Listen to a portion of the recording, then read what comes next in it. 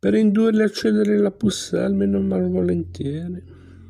Sommando vergogna a vergogna, si dichiara disposto a versare un rimborso spese di 6.000 franchi, sebbene la prise de cette femme ne soit pareille la celle de roi. Sebbene la cattura di questa donna non fosse paragonabile a quella di un re. Infine la Pucelle venne consegnata agli inglesi, i quali, ritenendo tutta l'avventura della Pucelle d'Orléans al Sacre come evidente e lampante indiscutibile opera del demonio, affidarono la ragazza, aveva allora 19 anni, al giudizio di una commissione composta da religiosi e professori, presieduta dall'ineffabile Caussin.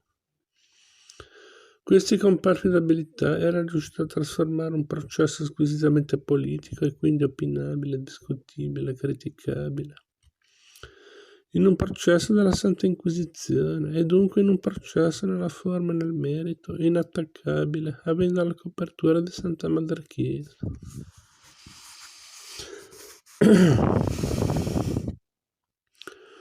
Robert de Baudricourt cercò di organizzare un sistema di comunicazione crepitata con il suo signore prigioniero per prepararne la fuga, ma venne scoperto dalle spie di Philippe, con il risultato che René fu trasferito nella Tour Baransion del castello di Digione, che venne da tutti chiamata da allora Tour de Bar, che si può visitare ancora oggi. Enguerrand e Barthélemy avevano il morale a terra, erano nauseati. Avevano l'amara e sgradevole sensazione che il loro re Carlo VII, di cui avevano sposato la causa e per il quale avevano rischiato la vita in battaglia, avesse usato la Pucelle fino a quando gli aveva fatto comodo, e che ora, raggiunto il suo scopo, l'avesse abbandonata in pasto agli inglesi. Ormai Jeanne era un intralcio alla sua politica di riconciliazione e di pace, e forse anche una persona che per il suo carisma e la sua crescente fama di santa e di guerriera cominciava a fargli ombra. Per i due giovani amici non c'erano ragioni al mondo che potessero giustificare la condotta di Carlo VII. Trovarono indegno che il re non avesse fatto il possibile per liberare la Pucelle da morte sicura e che avesse in realtà tradito proprio la persona che le aveva dato dignità e sicurezza, da cui era stato salvato dal disastro e portato all'incoronazione. Non sapevano che fare, dove andare, esclusero di tornare a Tournai, alla bottega di Champigny. Ormai il mestiere l'avevano imparato e si trattava ora di trovare dei buoni committenti. Il duca René era nelle mani di Philippe e chissà per quanto tempo sarebbe stato prigioniero, sempre che non venisse ucciso.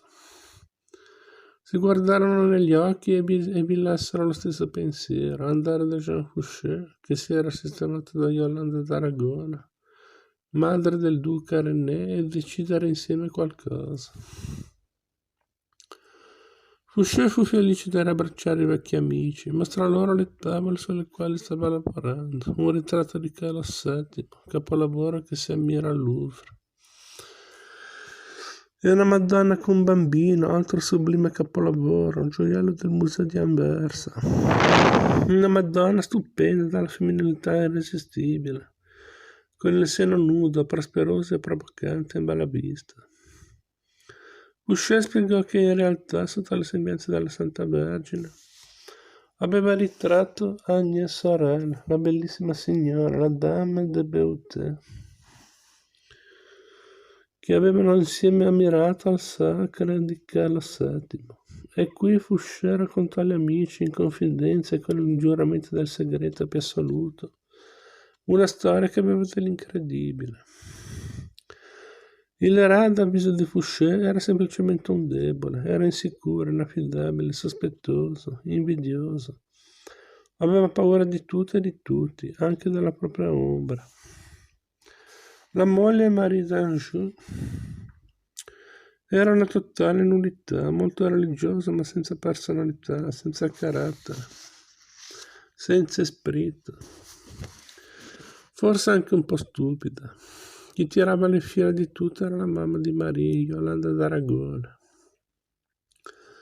Yolanda era figlia di Giovanni re d'Aragona e di Violante di Bar. Aveva sposato Luigi II, duca d'Anjou, conte di Provenza e re di Napoli. Dunque Yolanda era nello stesso tempo figlia, moglie e suocera di re. Aveva una mente sottile e un occhio acutissimo, senza dare a vedere, con la massima discrezione, stando sempre dietro le quinte. Era lei che aveva suggerito al suo giovane genero di assumere la Tremouille come primo ministro. Era lei che aveva visto nella Pucelle la persona giusta per dare coraggio al delfino e per fargli raddrizzare la schiena.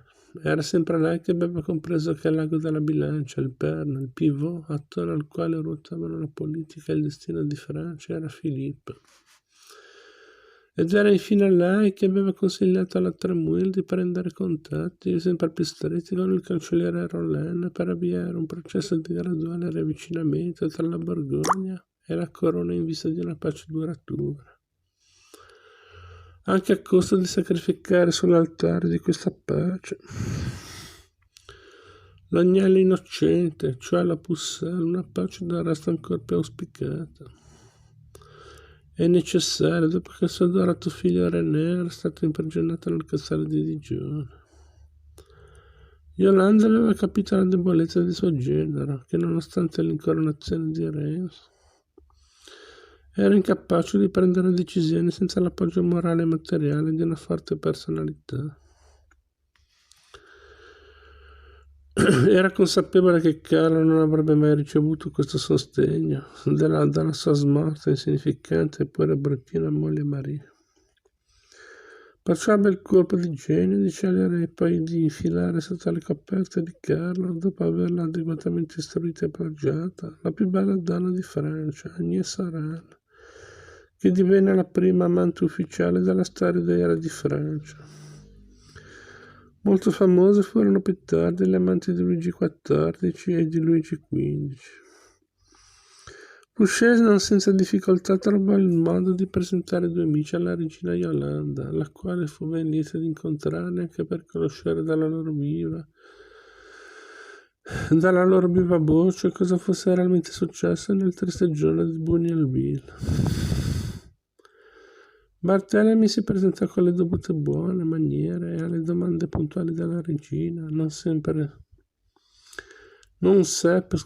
nascondere i dissidui di lunga data tra la sua famiglia e quella dei cugini, che ora, con suo grande rammarico, lavoravano alla corte di Borgogna. Enguerrand non aveva molto da raccontare, disse di essere nato nell'anno di Anzicourt, o forse qualche anno prima, non lo sapeva con precisione, né i suoi zii materni, dai quali era stato allevato dopo la prematura morte dei genitori, glielo avevano mai comunicato. E per la verità neppure sapeva con certezza quale fosse il proprio cognome.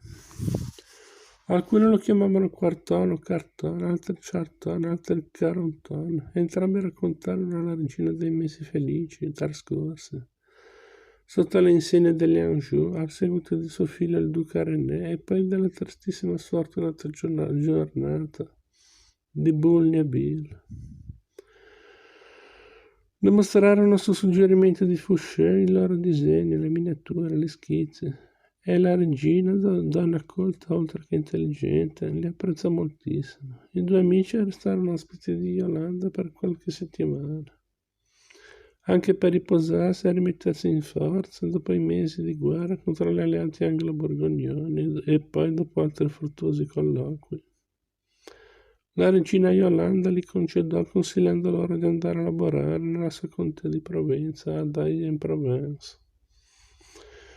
I due ragazzi, con in borsa una lettera di presentazione per il vescovo di Aix, un bel gruzzolo di franchi e i viveri per il lungo viaggio, partirono alla volta di Aix. Erano contenti di andare verso il sud. Avrebbero visto Avignone,